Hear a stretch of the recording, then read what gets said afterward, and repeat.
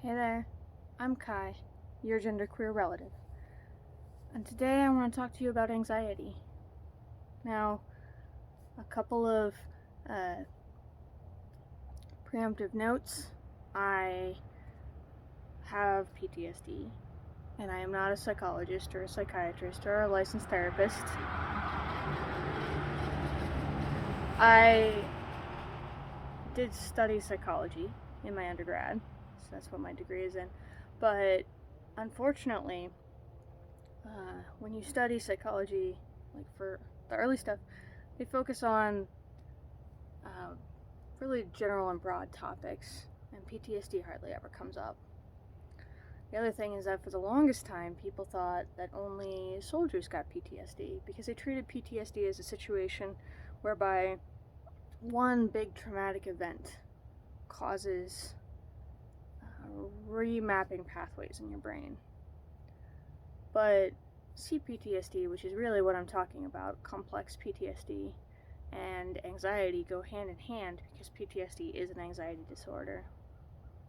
And because cPTSD actually comes from sometimes physical, sometimes emotional, sometimes both, but repeated overlaying abuse or trauma that causes your brain to remap in order to adapt and try to survive through those situations.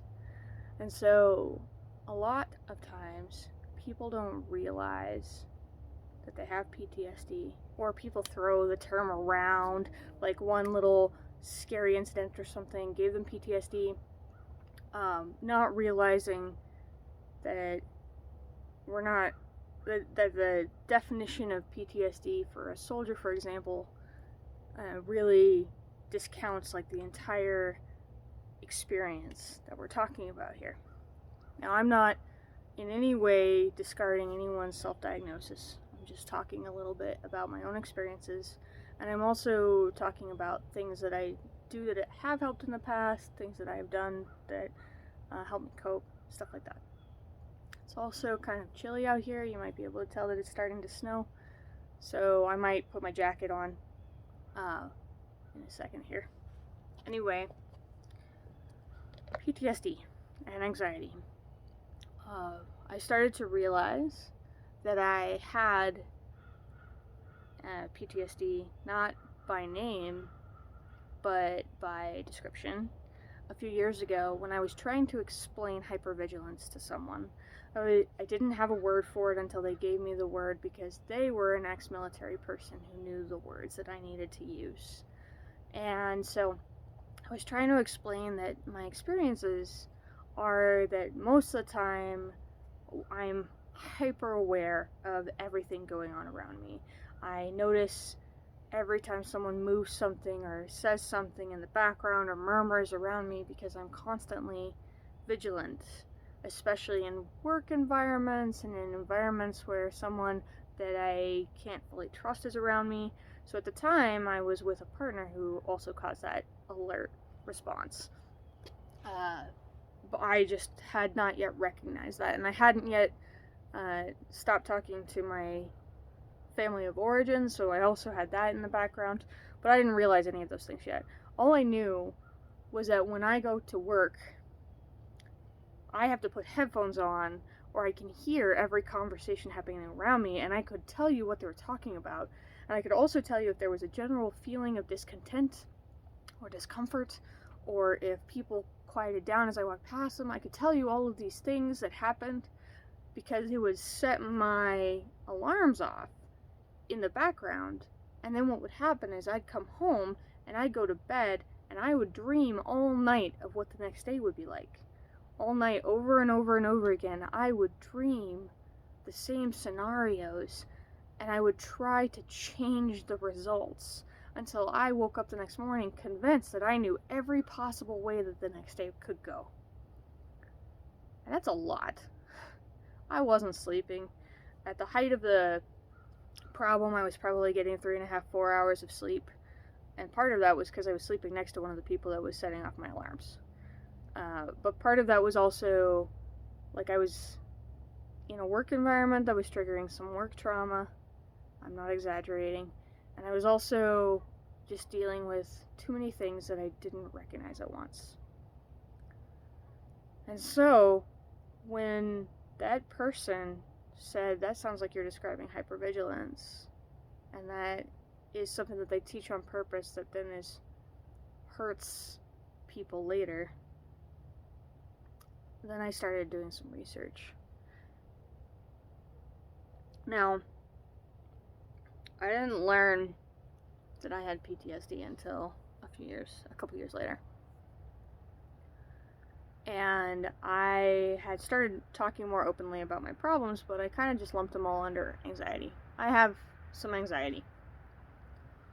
And had I gone and talked to a medical professional, it's pretty likely that they would have taken a look at me and said, well, you're really pulled together and you actually know what's going on, so I don't know if you have anxiety, really. Maybe you just have insomnia. And maybe they wouldn't have, but that is likely what would have happened. And so I tried to address the insomnia with things like valerian root tea. Doesn't work very well. Melatonin didn't work very well for me. Carefully controlling my schedule, things like that. And something that I learned a little later on is that pretty much everyone with PTSD self-medicates somehow. And it may be that they use drugs, it may be that they use alcohol, it may be that they use painkillers, it may be that they use an aggressive and carefully defined schedule, it may be that they play video games nonstop, like something. There's something that they use to carefully control their environment. And whatever that thing is that we use, if it goes awry even a little bit, then we're totally out of whack. And that doesn't mean that the thing we're using is the right thing to use. It just means that one major element of PTSD is that you have tried to find coping skills upon coping skills upon coping skills, and some of your coping skills are hurting you. And that's why you have PTSD, because the hurting part is like things like the panic, or the nightmares all night, or the not being able to go certain places because you can't even breathe when you go there. All of those things that might happen to you are coping skills that served at one point. They kept you out of danger, but now they hurt. And it doesn't mean that you will ever be able to get rid of them, it turns out, but you may be able to buffer them.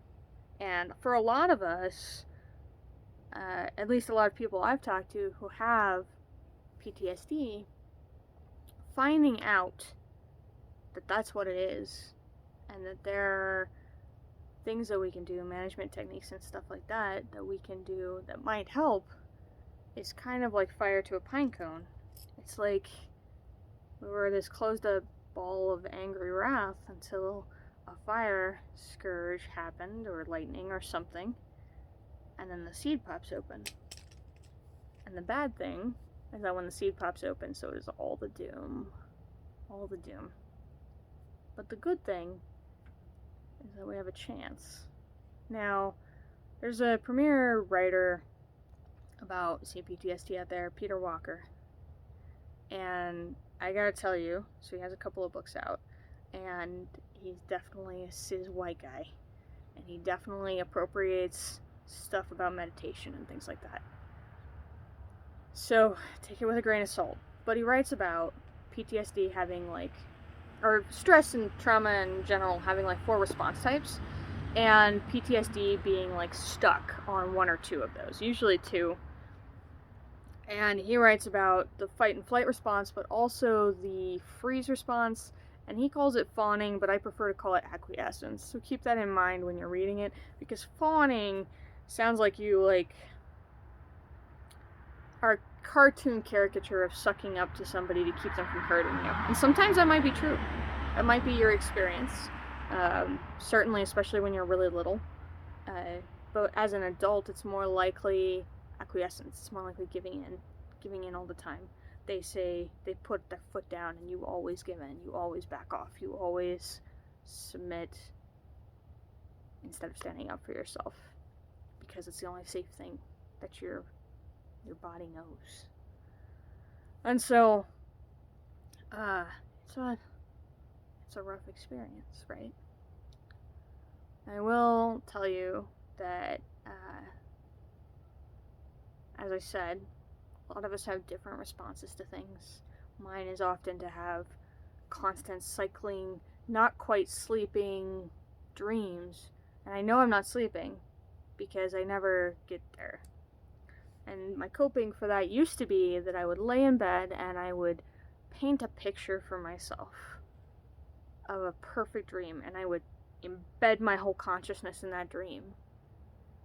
Two problems with that. One of the problems is that the dream that I specifically painted involved one of the people that was hurting me, so I have a mental block, I can't do that anymore. But the other problem is that for some reason, a few years ago, I lost the ability to visualize while I'm awake. So, like, I can get a flash from memory, and I can describe everything with words, but I think in voices and words instead of in pictures. And I don't know exactly when that happened, but I think it was about the time I stopped having those dreams work, so probably about 5 or 6 years ago. So if you can still think in pictures, please, by all means, try that tactic. I do think that the fact that our brains scream at us in the quiet and the dark has a tendency to make meditation a practice that's difficult, because if every time you close your eyes and think too strongly, you're assaulted by memories, it's difficult to use that as a tactic to recover.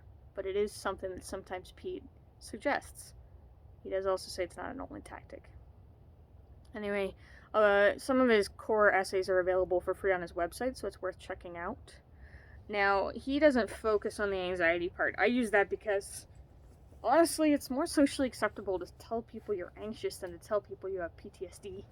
Because then they want to know why you have PTSD, and then you have to explain, well, my family beat me as a child, and also, my partner was controlling every move that I made for years and years, and I didn't catch on until suddenly that partner was really angry that I wouldn't let them control me anymore. So, yeah, those kinds of things tend to be frowned upon in polite conversation, which is unfortunate, because if we normalize talking about the distress and the experiences that we have as children and even as adults, then maybe we'd have an easier time getting some help. One of the other things that I find really helpful, and I discovered it 2 years ago almost now, is a skullcap tea blend that I drink. And it works really well for me, and it's worked well for a couple other people I've pointed it to. It has sometimes conflicts with meds, so you need to check before you take it. But it basically, if I drink it, then I can sleep, as long as I go to sleep right when it makes me sleepy, and it will keep me asleep, and I won't wake up tossing and turning. However, it's just a tea, right? So if I have an argument or have something scare me or have something cause me great distress, after having drank the tea, it no longer works, and I'm just back where I started. Last night was actually a super anxious night, and the reason it was so anxious is because I had a little tiny little spat with my ex, the aforementioned, about children's haircuts. She got mad at me because I let my kids have their haircuts the way they want, and she wants to control their hair. And I wouldn't be surprised if she finds this video and watches it and gets really angry.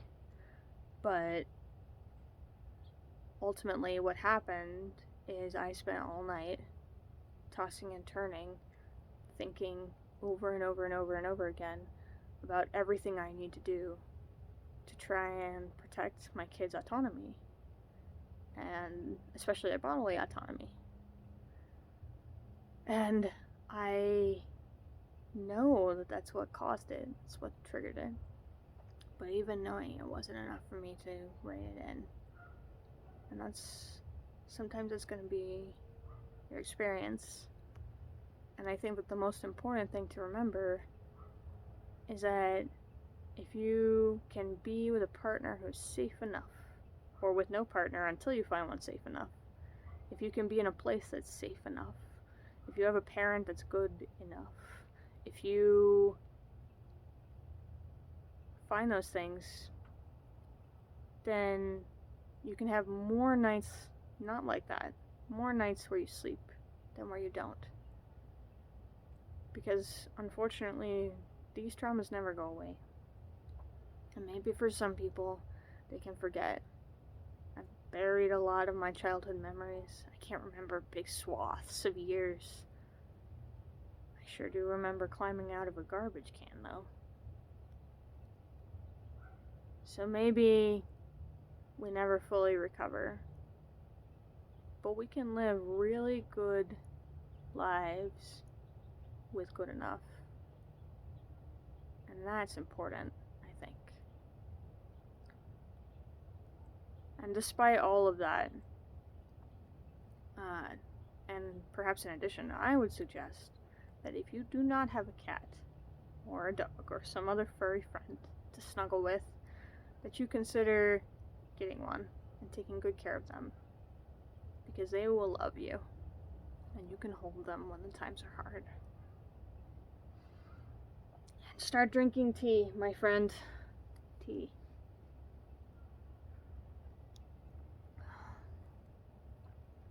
I think one of the things that helped me the most for a while, and it's not a permanent fix at all, but when I was going through the roughest point that I remember, one of the things I did is in desperation, I took out a ton of sticky notes and I wrote things that I knew were true or that I wanted to be true.